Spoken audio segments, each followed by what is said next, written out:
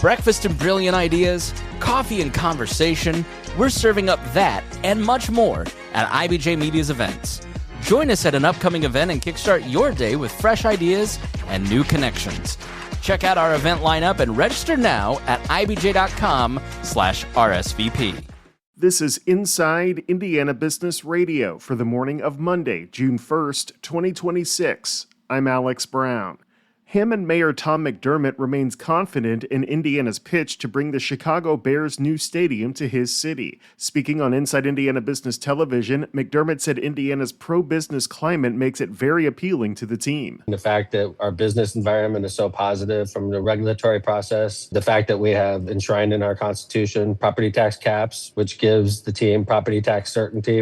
We offer all that here in Indiana, and Illinois still doesn't know what the deal would be if they were going to try to keep the Bears in Illinois. The team itself has made clear that either Hammond or Chicago suburb Arlington Heights are the only two viable options for the stadium. IB Tech Community College has broken ground on a key portion of a $67 million renovation effort at its Fort Wayne campus. Construction has begun on the new Nursing and Health Sciences building, which, when complete in early 2028, will include advanced simulation labs, patient care suites, collaborative learning spaces, and updated classrooms. IB Tech said the facility is designed to strengthen the healthcare workforce pipeline in Northeast Indiana.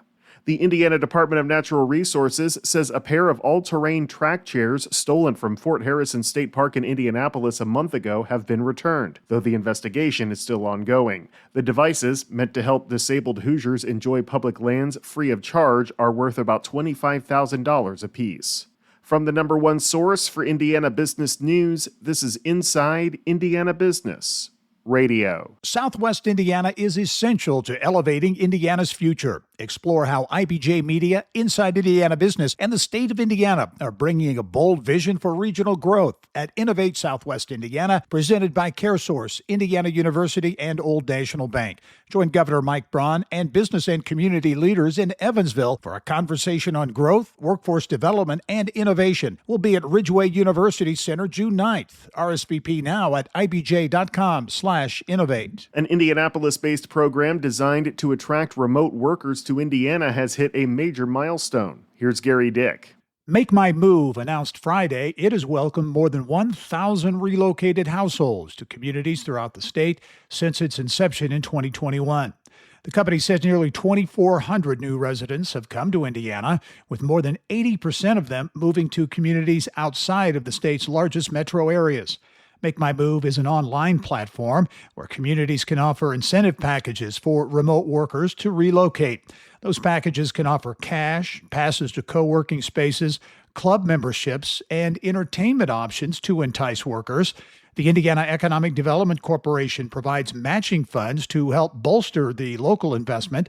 The company says to date, $14.4 million has been invested in the effort. Since the launch of Make My Move, state and local governments have collected an estimated $25 million in tax revenues from the first 1,000 relocated households.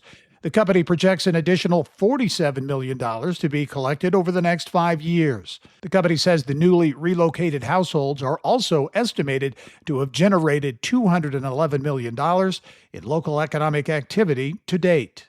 This is Gary Dick for Inside Indiana Business Radio. South Bend officials and community partners last week celebrated the completion of the A. David Filer V tennis courts at Leaper Park with a ribbon-cutting ceremony for the newly reconstructed facility. The approximately $1.8 million project includes 13 new double courts, new net anchors, posts, and nets, along with upgraded sidewalks and fencing designed to improve accessibility and the playing experience. City officials said the upgraded facility is expected to expand youth programming and attract more tennis tournaments. So far this year, 120 events have been booked at the facility, including 6 tournaments. Northwest Indiana Forum CEO Heather Ennis is this week's guest on the Business and Beyond podcast with Gary Dick, presented by PNC, a weekly conversation with high-profile Hoosiers in business, sports and entertainment, and beyond. Available now on the IBJ Media app or your favorite podcast provider. I'm Alex Brown for Inside Indiana Business Radio on Demand.